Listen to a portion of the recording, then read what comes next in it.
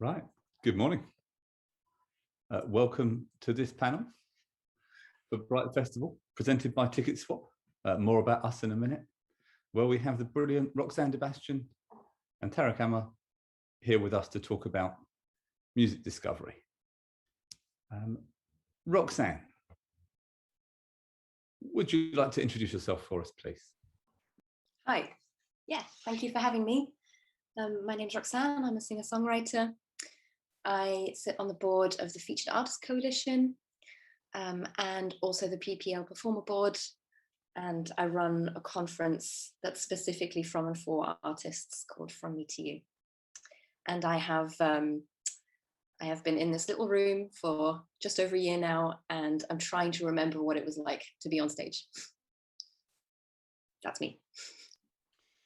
I mean, it must have been the strangest year for an artist who lives around people in a creative environment, bouncing off others, to be kind of away from your peers, your normal community, but also away from fans.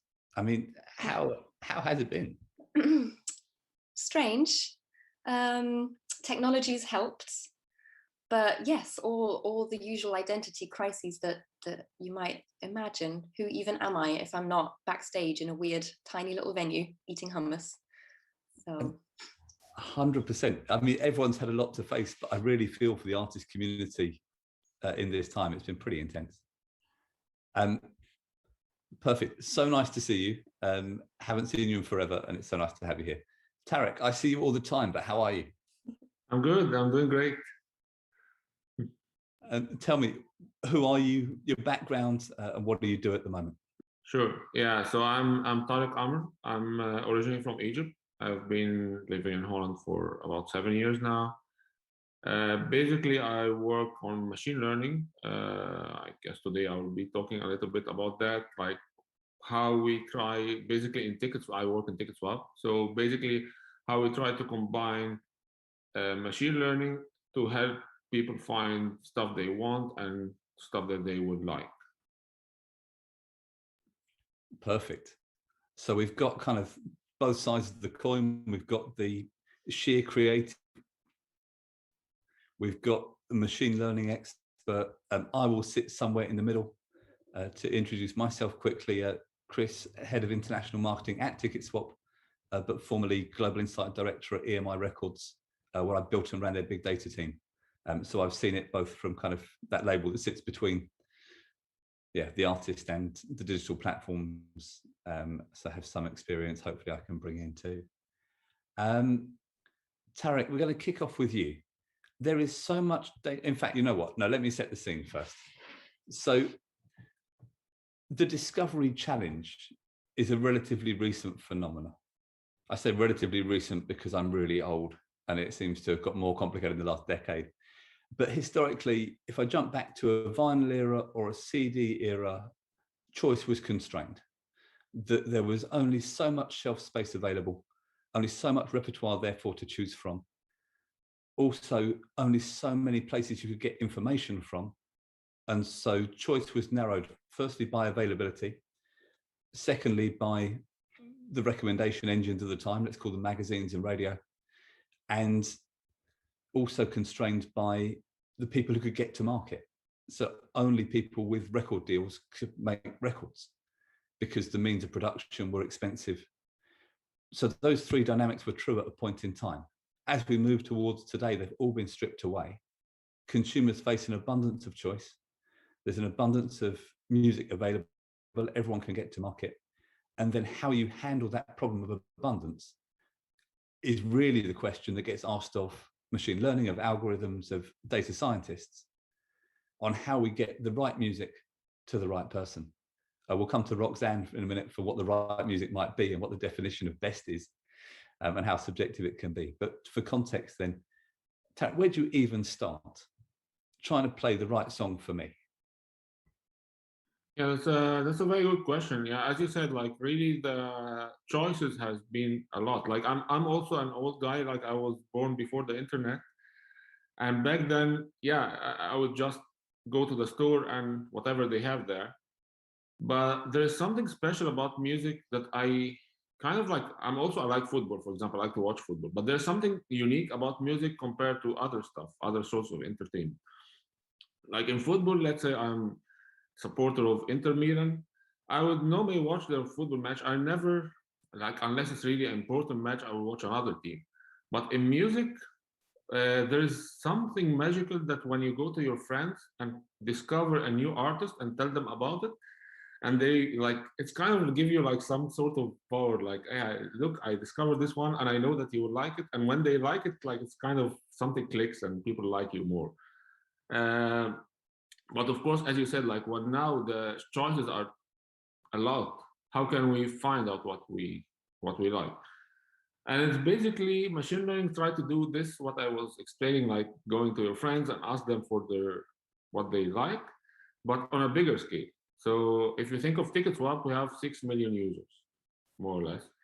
So what if like those 6 million are basically your 6 million friends, and basically what they do kind of help a model to learn people who like those particular artists also tend to like those ones. So then from there you can, because it's machine, so it doesn't care like about dealing with one user or 1 million, it doesn't matter. And then it can figure out what artists I would like or you would like, and of course we have different tastes. And like I would give before we use machine learning and TicketSwap, basically what we used to do is put actually the most popular ones. And when I joined the company, and actually I was using the app even before joining the company, I didn't have a very pleasant experience because mostly, I guess, most of our users are into electronic music. I'm personally not a big fan of that. So I was like, always find electronic music everywhere. I was like, I don't like that. So that's the beauty of when you tailor stuff for everyone. So everyone, like if I go there, I see a different selection than someone else. That makes it more personal. Well, and that the safest recommendation in the world, if you have no other information, is the most popular thing, because all you know is lots of people already like it. And I love the idea of kind of machine learning and algorithms driving nuance, not just driving greater popularity. More on that in a minute. Roxanne, you create art. That art now sits in a place alongside all sorts of other things. How have you found it engaging with discovery as an artist? Well, as an artist, particularly as an independent artist and someone just making music now, there's so many facets to the job, and there are so many different concepts that you need to get your head around. And specifically then online, there are so many different platforms that you need to find your way around. How have I found discovery? I would say that it's a mystery largely to artists. Obviously, we are very much at the mercy of just submitting a song without very much information as to how the algorithm works. Is it, depending on the platform, is it a human curated team or is it not? So it's a little bit just like shooting in the dark and hoping that something sticks. As a music lover, I enjoy discovery tools, and I've been interested to see them improving. So it's going to be a joy for me to listen to Tarek today, because I'm very interested in this and know very little about how it works. Did that answer the question somewhat? It did, absolutely. And it provokes many more. Okay. As an artist, kind of throwing music out into the void and hoping it connects with some deep, dark machine that Tarek built. Yeah. Like, how is that different to a few years back when it was, you were going to radios, but who knows what works at radio? You're going to kind of a promoter and saying, this will work live, and they're hearing a record and thinking, will it? I mean, is it just that the dynamic has changed, that risk was always there and it's just harder to understand now? Yes, I mean, you're right to a certain degree, that risk was always there. What I would say, it depends on what the outcome is of that platform, right? So if my song's being played on the radio, I would argue that, well, to a certain extent, that is passive listening. I have a better idea of what the listenership is there. I roughly know if my song gets played on BBC 6 or Radio 2, how many ears that is falling on. On a discovery tool, again, changes from platform to platform. On Spotify or something similar, the very best that can happen is that my song pops up in a playlist among many other people and someone might like it. And if they really like it, they might click on my profile. What do they do then? If they really, really like it, they might listen to some more. And if I've won them over with my one song so much that they click the little follow button on Spotify, well, then great. That is a very small return as opposed to someone discovering it on a platform such as Bandcamp, where that data of that person who's discovered my song and wants to know more, that I can actually have that data. I've got access to that, and they can make a purchase there and then if they choose to. Or I have their email address, which is to an artist just so much more valuable to have that direct connection than to have another play on my Spotify for Artists. No, absolutely. And I mean, that ability to then re-engage with them, have them find out about gigs, find out about the new merch line you've just released, find out about Roxanne's boot line, whatever it might be that you're releasing next. Yeah. That there's a lot more value in having the contact and the connection. So many questions. Thinking about this, so Tarek, do you think, or in fact, actually for both of you, but maybe starting with Tarek, do you think that recommendation engines fundamentally dictate the relationship between a platform and the fans? Well, yes and no. It's basically, there are lots of choices being made when you make a recommendation engine. Like, I would like go a little bit like compare TicketSwap to something like Spotify, because what Roxanne was basically explaining, like in Spotify, they end up in a list, like the list curated mostly, or like a combination of machine learning and curation. But in our platform, basically, people buy tickets for concerts and events, right? So when we recommend an artist, we actually are also recommending different, like there are different facets there. It's not only that I would like this artist, but let's say I like a very, whatever, I don't know, Korean band that never ever played in Europe. So then, I like them, but I will never go there because they don't play in Europe. So basically, location is another facet that is important. And actually, one of the things that when I started building it, I grew up in Egypt, and it's almost impossible that any artist go and tour in Egypt. So for me, when I came to Europe, I was like fascinated by the idea that any artist I like, I can just go and listen to them in live. That's like something was beyond me. And that's part of it. Like, if I can really get recommendation to tell me who I can go to now because I like them, or even I don't know that I like them, but I might like them. That's the part where it is. Of course, there are other, back to your question, there are decisions we make. Like, should we also promote stuff that will give us more revenue? Should we propose artists that have more tickets on our platform? That's actually a decision we decided to make. I actually decided not to make because as you said, like the easiest recommendation is to recommend popular stuff, and popular stuff will set. Like, I know that this festival everyone will go to, but that's not what we want to do. We want people who want something, they will go there. So that's not really the job of the recommendation.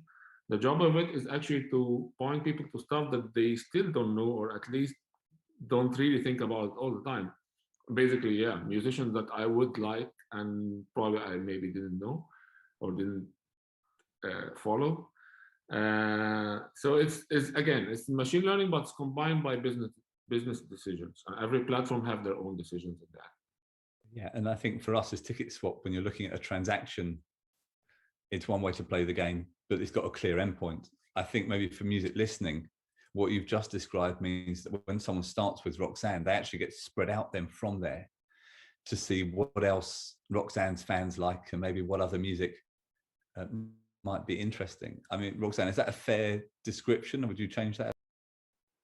I think that's a fair description. And then how does it work for you as an artist, knowing that when I listen to you, I'm also seeing other artists prominently recommended alongside your own heart? Well, again, I guess it always depends on how much data there is to go on. So I'm aware, because of the music I make and the nature I've gone about building my career, what works best for me are actually really old school, like my fans buy my vinyl, as opposed to stream my music.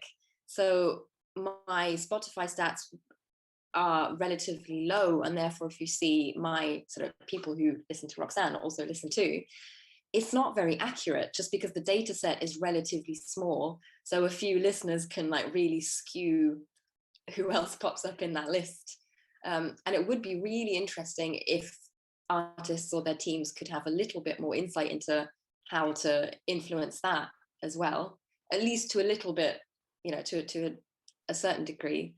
But how do I feel about that? I mean, I feel great about artists recommending artists, and it's just, you know, it's the same concept of perusing like a record store, isn't it? So, and it's interesting to see these things getting better. I suppose, I don't know if this sort of, I don't want to derail the conversation too much, but it's also interesting. I think historically there have been issues with algorithms also being biased, and there either not being enough diversity within a playlist. And also, I don't want to be in a playlist full of female artists because I am female, and not necessarily because of the music that I'm making. So I think all those things are really interesting when it comes to, yeah, how machines learn to recommend music.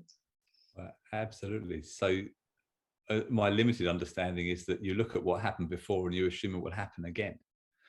And therefore, if what you're standing on top of is a music industry that has not always been fair, you risk reinforcing an industry that is not fair.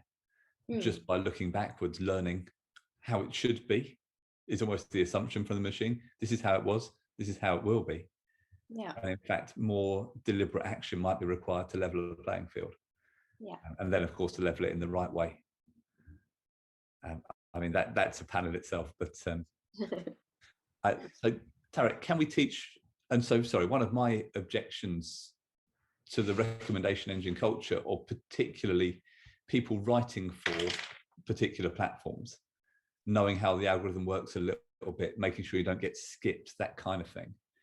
I feel like there's a risk on a creative level that we squash music into an algorithmic shaped box and hope it fits, as opposed to creating weird, wacky, wonderful, beautiful, distinct, different art. Roxanne, do you think that's a risk?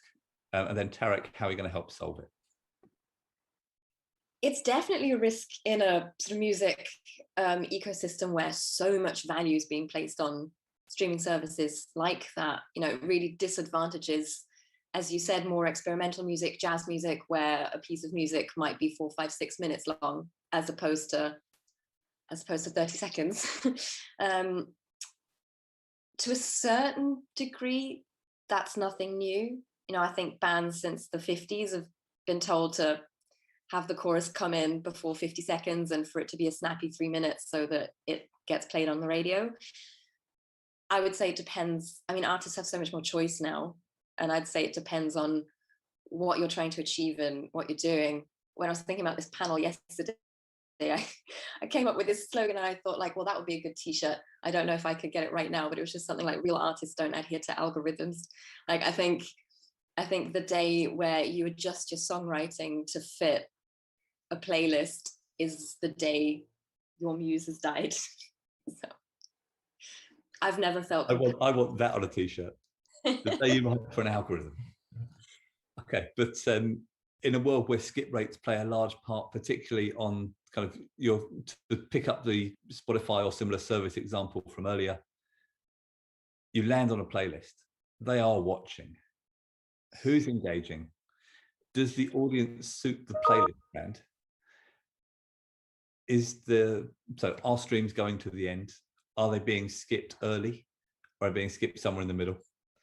And then, as you rightly say, are the follow-up mechanisms there? So have they listened to your other music? Have they clicked like on the song? Have they clicked like on Roxanne? Have they liked an album? Have they chosen to follow you? There's a hierarchy of information that sits behind that one engagement. And also they're watching for people who do nothing with it, that just listened and liked. But I'm not sure the person who listened and liked necessarily gets the weight they deserve. If I listened to it and I liked it and I did nothing, but I thought it was amazing, I don't know how Tarek's going to measure that for me. Tarek, is there a way to drive better nuance, to drive a better future with algorithmic recommendations? Yeah, I like a term. It's called human in the loop, which is basically, it means combining human creativity with machine learning. Like if you think of an illustrator, let's say, they use whatever, Photoshop maybe, but Photoshop is not the creative part of the process. It just give them more muscles to do stuff that are probably maybe hard to do on paper. And that's basically where machine learning can be combined with editorial selection. Like normally, actually, that's actually what we have in TicketSwap. We have a mixture of the two. Like we have a mixture of a team that can come up with basically themes about events.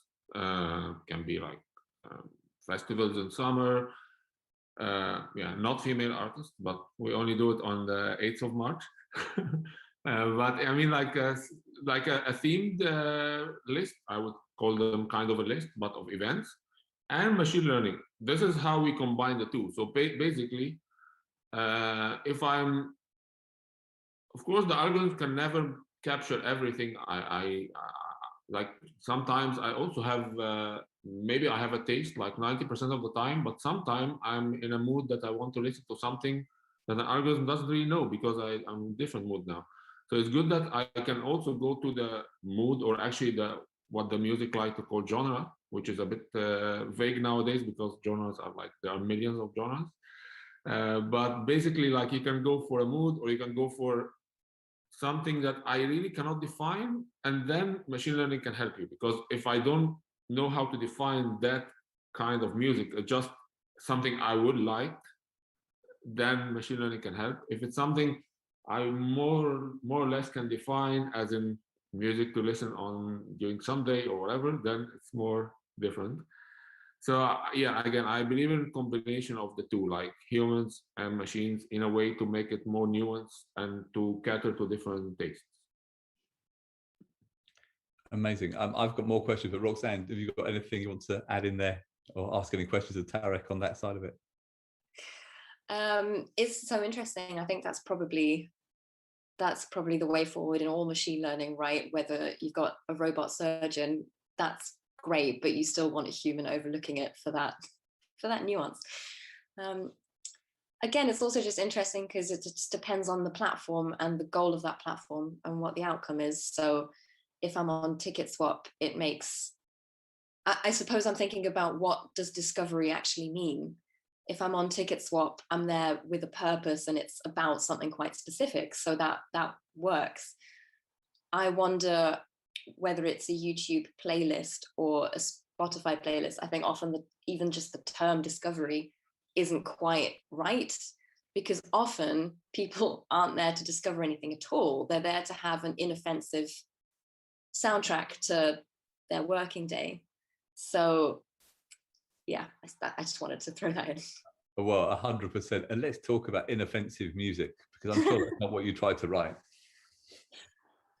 And there is a risk with these businesses that exist on a dwell time model. The longer you stay in, the more ads you see, that actually thrilling someone is nowhere near as high in the priority list as placating them. Exactly. And I do see that as a problem. I mean, I think that, well, that's how the whole internet works, isn't it? It's just what's going to keep you there the longest, and what's going, you know, if it causes an extreme reaction, as in, oh, this isn't what I expected, that's almost, if you're a playlist, that kind of goes against the goal of the playlist, I suppose. Yeah. No, very much so. And I did at one point suggest to friends at Spotify, they needed a "you're going to hate it" playlist. Yeah. That has 100 songs, 3 of which you adore, that it would never recommend it to you in normal times.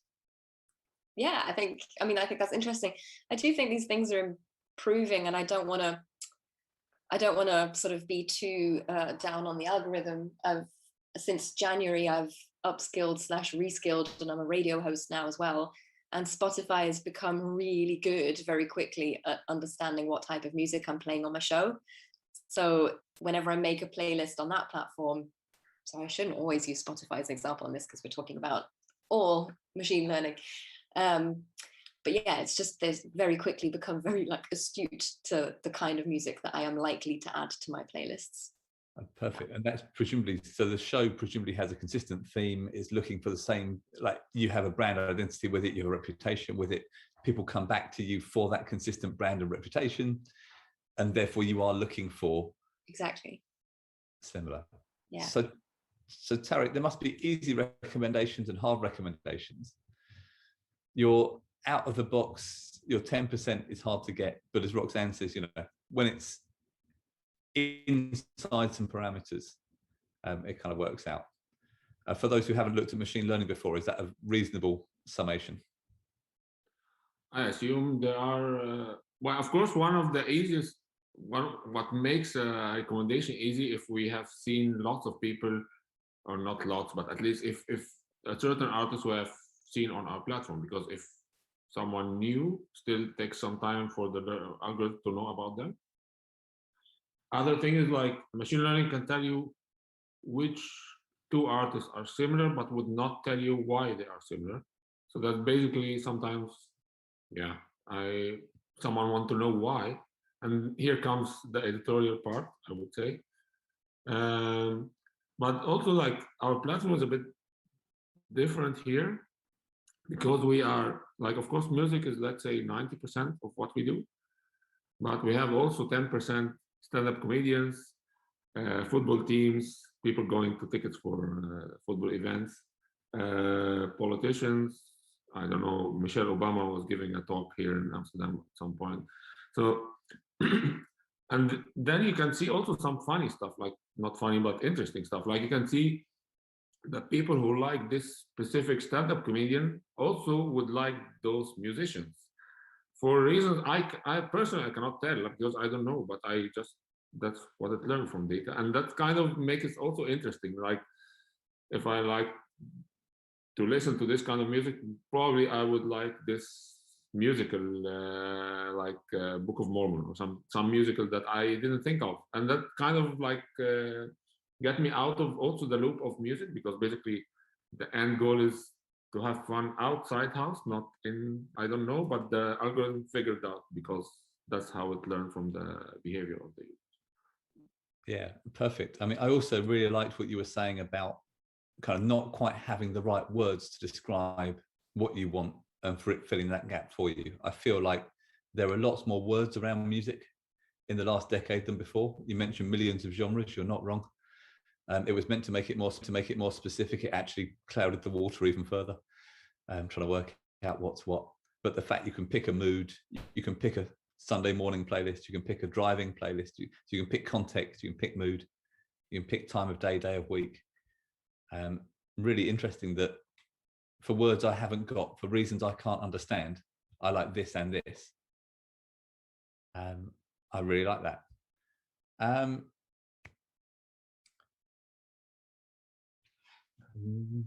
Decisions to make, in which direction to go next.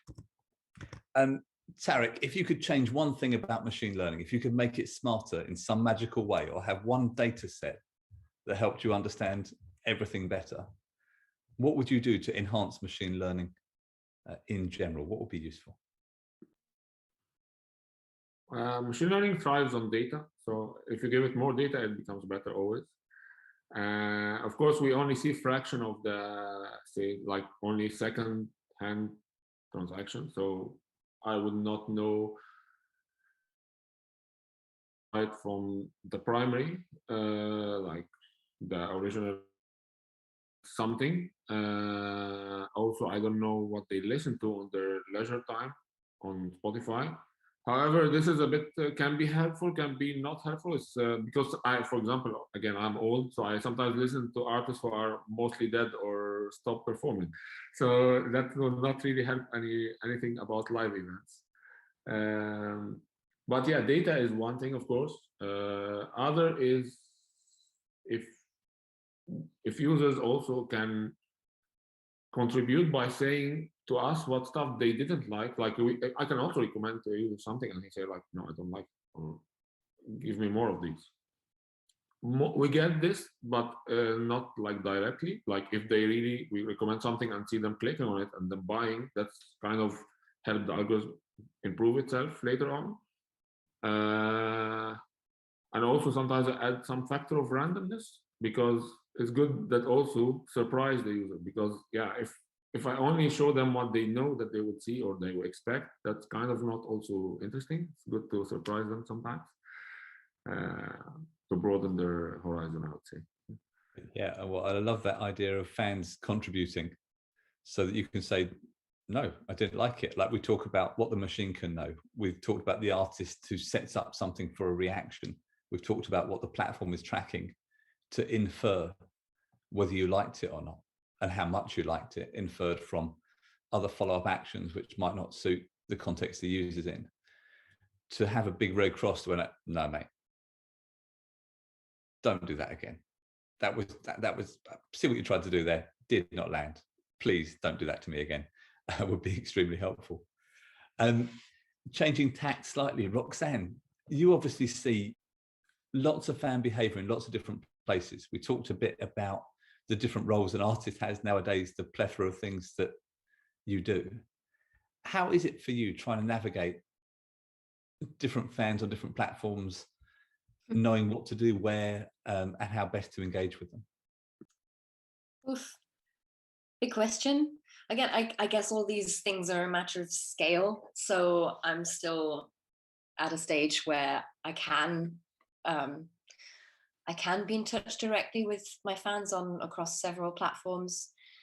I feel as an artist, you always, or you're often sort of trying to straddle two different things. It's like communicating to your fans and then communicating to the industry. So again, it's great that there's so much more choice now in how you choose to structure and build your career. So I shouldn't have to be on all the platforms if I know what's working for me and what isn't. But on the other hand, I kind of do have to be on all the platforms, because whenever I take a meeting, the first question is going to be, what are your streaming stats? So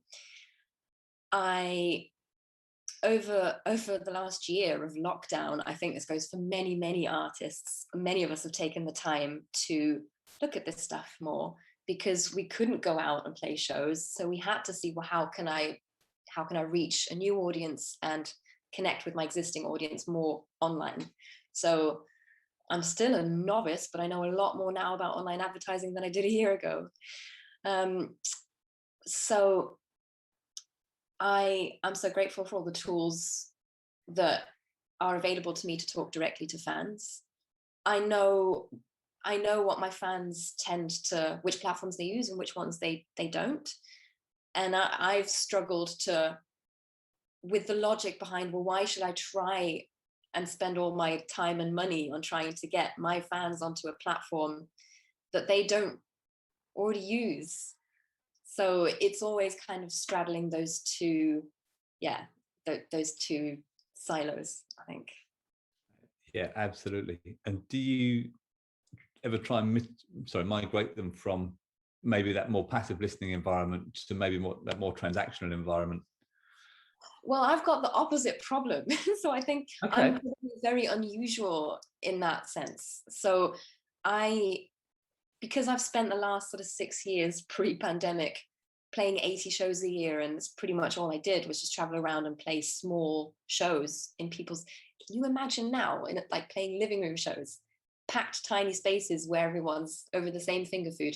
Crazy, feels like decades ago, but that's what I did. So I have the very nice problem that I know who my fans are. They love buying stuff from me, like they'll buy vinyl and come to shows, which is ultimately what you want fans to do. I don't do very well yet on those kind of discovery tools. My fans aren't passive listening people, they're music lovers, like they buy music magazines and they go to shows. So I've very much got the opposite problem of like, well, how do I reach this new passive listening? How do I creep into all the playlists? So I imagine that that's the nicer problem to have, rather than, well, I've got 1 million streams per month and I'm on all these playlists, but no one's coming to my show or buying my music. Yeah, I think there are a number of artists who would love to be where you are with that committed, dedicated following who put I'm very grateful. hands in pockets to give real money to an artist at a pace. I say it flippantly, sorry, for those who aren't familiar, Spotify pays very slowly because it pays for every interaction with an album or anything like that, because you basically pay up front for all your listening. It helps artists to do everything an artist can do because you get the money faster. And particularly as an independent artist, I imagine it's especially helpful. Yeah. We've got a couple of questions that have come through that are a bit broader. And for those watching, if you've got questions, pop them in the chat. We'll try and get to them. Just following your point, Roxanne, here, one of the questions has been kind of what tools should artists brush up on? It's slightly off topic for us, but since the questions come up and we're halfway there, what have you found most helpful? And can you help an artist out while we're here, from you to them? Well, it depends where you are in your career. If you've already got fans, I definitely brush up on all the direct to fan tools and platforms that actually allow them to speak to you directly and to buy. So your Patreons and your coffees and your Bandcamps and all of that stuff. And then the more tedious answer is definitely brush up on online advertising and get your Facebook business page up and running and familiarize yourself with, finding out who your audience is and how you can find new ones who are likely to like what you do online. Perfect. Does that help at all? Well, I think so. I've noticed things. When you say online ads, like where are you focused? Is it search, or is it kind of actually spending money on Facebook to promote yourself? Like where's your sweet spot at the moment? Well, so I've also very grateful that I now have people who are helping me with this as well. So it's not like just me trying to figure it out. But yeah, I've experimented with just reach on Facebook ads to have very small regular investments to just try and steadily sort of grow how many people my posts are actually reaching. And then also across Facebook and Instagram, just advertising to try and get your music in front of new people. Perfect. And then forgive me diving right in, but since we're here, where do you send them? So you get a reaction on a Facebook ad. Where's the best place for them to land for you? Well, that's a really good question. I guess it depends what your goal is with that particular campaign. But I'd recommend always try and send them to a place where you have access to the data. So try and send them to your website, try and get them to subscribe to your mailing list, or another platform that will share that data with you, because ultimately that's how you can build that relationship. Perfect. Well, and it almost feels like this panel is coming a little bit full circle from multi-million data points to recommendation to small mailing list of direct contact with one important person. I think we've just done the whole ecosystem in 43 minutes. If there are questions in the audience, do get involved. I do have one question about sustainability, not so much in the environmental sense, but more in the business sense.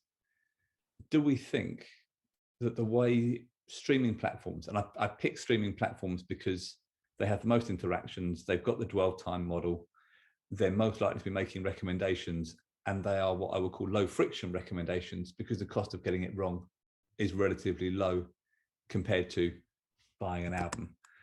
Do we think this is a sustainable relationship between platforms and fans, or are fans going to get bored at some point with these recommendations?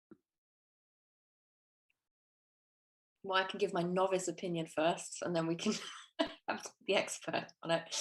I don't see how anyone would ever get bored. I mean, from my novice point of view, all these platforms, whether it's YouTube or a different streaming service, they're, do you call it push and pull? So the recommendation service, as opposed to what you actively go to listen to, that's increasing more and more, right? It's more and more recommendation and push.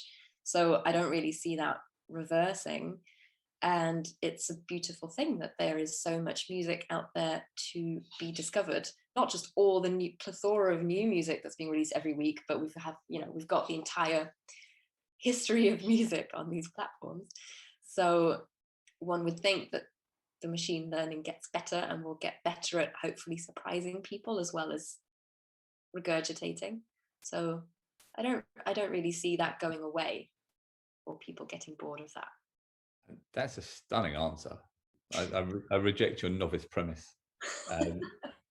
Tarek, how do you see it? Like, are these things now set in stone? We've got a way of working that functions. It's enough. Just turn the handle. Or do you think we're going to see more innovation? And if so, how? Actually, I'm curious about the sustainability from the other side, from the artist point of view, because how I understand that, yeah, it's not a sustainable business for most of the artists, only the big one. But actually, that's a question I would ask to Roxanne if I had the chance. But speaking from my side, no, I don't think anything is set in stone. I think it all changed based on the business model. Like now, most likely the business model that all the streaming services are a subscription model. I don't know, maybe in the future it would be something different. It would be like back to the old days when you buy music per song or per album. Who knows? Like maybe then, because things will. It's a question of my first question about sustainability. I think that would dictate how it would go in the future, because at some point, what if it's not sustainable for the musician? Then maybe they abandon this platform and something else emerged that makes it different kind of transactions. But to be honest, I don't really know the answer for that. I'm just asking questions mostly than answering. So, well, I mean, it's the right question. Roxanne, do you want to talk about artist sustainability, potentially songwriters as well in there in a streaming context? Well, it's a very hot topic in the UK at the moment with the inquiry into streaming happening at the moment. I'm just wondering how honest as in like I'm on how I should answer this. I'm definitely not anti-streaming platforms. It's definitely here to stay. That's okay. From an economic point of view, I think we're facing this problem where it only really works for a certain genre of artists, and or also then depending on what kind of record deal that artist is in. So that the way it is now is not sustainable. I am an optimistic person, so I think that not just in the music industry, but on a whole, like how companies use our data and what kind of access we as mere mortals have to that. I think all of that's going to change. I think we're all going to have more control over our own data and how it's used, and that will have an impact on machine learning as well, I suppose. So I mean, you're right in the sense that a lot of fans who care for musicians have sort of got wind of the fact that artists aren't treated fairly here and aren't remunerated fairly, and they have the power. They're using the platforms. They can choose where they spend their money. Such a huge question. sorry. I think it's interesting, sorry, but perhaps like just to sort of close that, the key is to involve creatives into the conversations at an early stage, which has never been the case. It is now, which is very exciting. But so even the, you know, the legal jargon of what even is a stream and what does that mean? You know, artists and creators weren't in the room when these things were decided. And I don't think they were very, to use a terrible term, but like very future-proof. Like we're still working on these very rigid legal terms that didn't really have today's plethora of like online platforms in mind. So yeah. Well, and if you look at the headline revenues for the recorded music industry, growing year on year, if you look at the artist perspective on whether streaming works, there seems to be a loud cry of it's not working, it's not sustainable, and yeah, rightly asking, what do we do to make it so?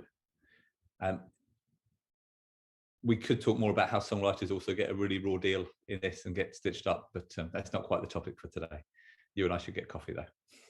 Definitely. Right, we haven't got any questions from the audience, I don't think. So it's just us. I think if Claudio's happy, we'll wrap up very shortly. I would like to ask one big question of Roxanne. What is your strongest music recommendation for us? Oh no, I wish you'd given me a heads up on that. You can go historic. There are 4 good-looking boys on the wall behind me. If you want to go for, you know, your favorite artist of all time, it is an option. Yeah, well, that is, I'm just reaching, I'm never far away from Beatles merchandise in my room. So that is my all-time favorite band, but perhaps that's a bit of a boring recommendation, isn't it? I reckon there's a number of people, so we haven't talked about rediscovery at all. Kind of, we've talked about discovery, we've talked about new things. I think there's a whole market for rediscovery that I don't think I've given the Beatles the time they deserve. I've listened a bit, I've got a kind of historic context. Dad loved them. It's one of the things that we share. But have I given them the time? Have I gone back to a whole album or a whole set of albums and gone, you know what? This deserves proper attention. Well, Chris, don't trust the algorithm. I will curate a best of Beatles playlist for you. Amazing. I will listen. But in terms of just one final point on the discovery, I think I watched a live stream show of Tame Impala the other day. It's beautiful studio from Australia, and the sun was setting in the background. Now, I love that band so much, partly because of how I discovered them, because it was that very old school magic of walking into a record shop and they were playing in the shop. And I was so sort of enchanted by how much he sounded like John Lennon. So there you go. That's my boring, narrow musical taste. And I went to the counter and asked the person behind the counter, what is this? And they told me, and I bought the record there and then. And because of that magic of, you know, discovering a track discovering a song you love is magical anytime. But discovering it on a playlist is just not that memorable moment as it is when a friend or a partner recommends something to you that you completely fall in love with, or you just stumble across them at a festival, or it, you know, that makes for a richer memory and therefore for like a stronger emotional connection, I think. Yeah, well, 100%. And I think what Tarek said much earlier about, like, you know, music is not toothpaste. Yeah. Discovering a new toothpaste is very exciting. But discovering music is different. It's otherworldly. And I think that, I'm getting stuck slightly on what Tarek said about, you know, it connects you with things you can't put into words yourself. I feel like music has such a depth to it that when that connection works, it just works. Tarek, sorry, I didn't give you a heads up either on asking for an artist recommendation or a song recommendation or a favorite thing just now. If you would like an extra 30 seconds to think, I'll give my recommendation quickly. No, that's a very easy one. There's an artist called Roxanne de Bastion. I like her so much. I know, she's amazing. I've heard of her. Yeah. She's I was listening to her the whole last week. So that's. Oh, thank you so much. There's lots of new music coming very soon. That's my pleasure. And I have a question for you. Are you playing in Amsterdam soon? I mean, of course, after Corona, but I mean. Well, I was just going to say, like, I'm very happy to play everywhere and anywhere very soon. So if you'd like to recommend a venue in Amsterdam, I will be there as soon as it's safe to do so. We can definitely help with that one. Amazing.